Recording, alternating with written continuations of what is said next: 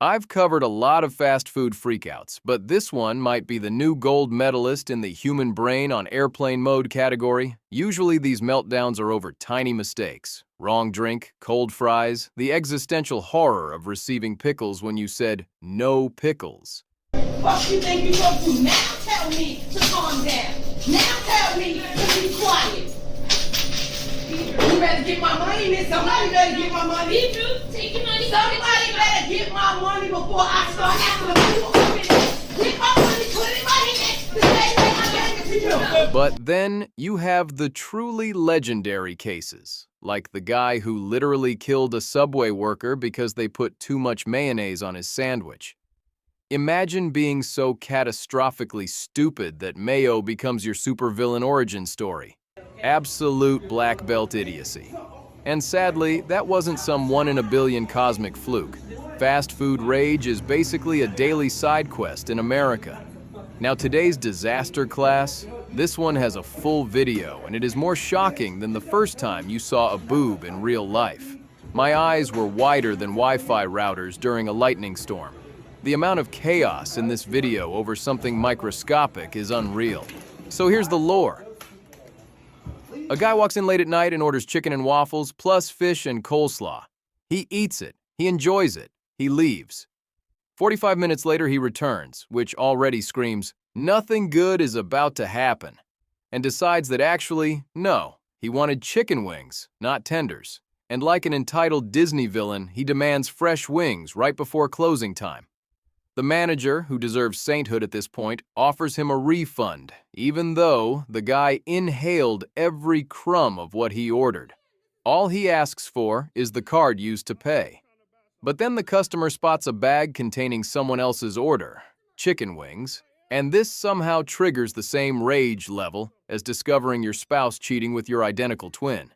And that's all it takes for him to go full Dr. Seuss antagonist, because he saw wings that weren't for him. Magnificent.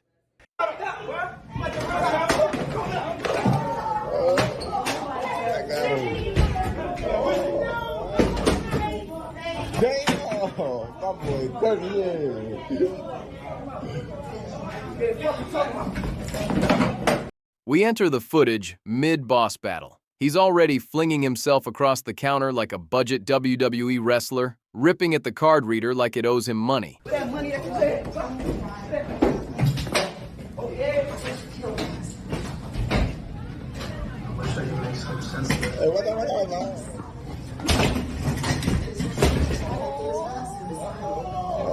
Shit got real. Failing that, he sprints to the exit and rips the door off its hinges. Just casually uproots a whole door. This man unlocked stupid strength. Either adrenaline turned him into dollar store Hulk, or he shredded half the muscles in his arms doing that.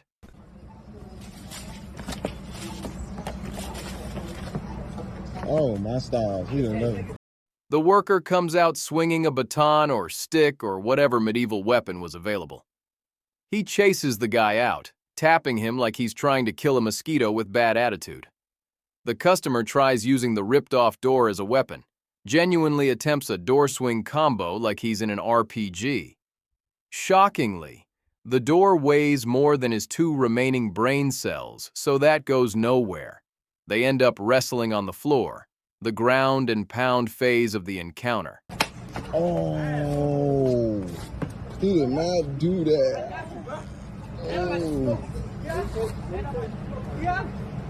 Oh. And the worker wins. Not only does he win, he loots the defeated enemy like it's Skyrim and smashes the guy's phone as a victory animation. The cameraman reacts like he just watched a war crime. Oh my God, you crossed the line! Brother, this man ripped apart your restaurant like a toddler in a Lego store. His phone being smashed is the bare minimum karmic reward. Oh, dash.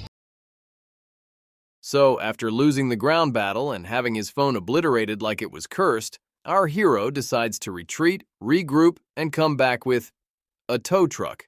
A company tow truck, mind you. Nothing screams, I have no idea how consequences work, quite like committing a felony with your employer's most easily identifiable vehicle.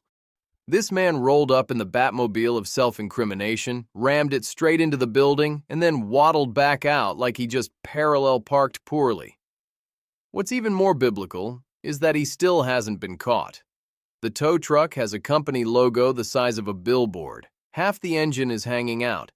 And yet this guy apparently vanished into the woods like Bigfoot after a DUI. You'd think the business owner might notice, hey, did someone turn our $80,000 truck into a modern art sculpture? Weird. Connect 2 dots and boom. You've identified the guy who turned your store's front entrance into a drive-through. The customer ripped the door off its hinges. Grabbing the door, trying to come inside the store with the door. They tussled outside the restaurant before the angry customer ran, but it wasn't over yet. He jumped in his tow truck, then he slashed the whole building with his truck. We get the official report. He ripped the restaurant door off its hinges, that part we saw, fought the staff, fled, then pulled a full-blown Fast and Furious deleted scene using the tow truck as a battering ram, and lucky for us, this happened in the era of unlimited camera angles. We've got bystander footage, security footage, probably footage from a Ring doorbell 3 neighborhoods away. It's like a Christopher Nolan crime sequence, but starring the world's dumbest villain. It appears there was a passenger in the truck at the time, and despite the heavy damage to the front end, the angry customer drove away. Security cameras reveal something wild. He had a passenger in the truck. Imagine being the friend in the passenger seat while your boy says, "Bro, hold my vape. I'm gonna ram the whole restaurant." The truck logo gives the police a lead, but apparently tow trucks get loaned out like library books. So they're stuck playing a guessing game.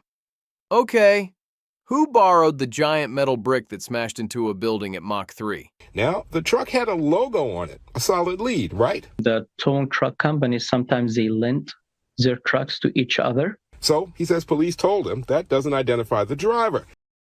Look, I'm no forensic genius, but I feel like tracing a tow truck shouldn't require a Sherlock-level investigation. It's not a Honda Civic. It's a 7-ton moving billboard. There has to be paperwork somewhere. But hey, maybe I'm naive. Maybe tow truck companies are just running on the honor system like kindergarten pencil jars. The craziest part? All of this happened over chicken wings he didn't even order.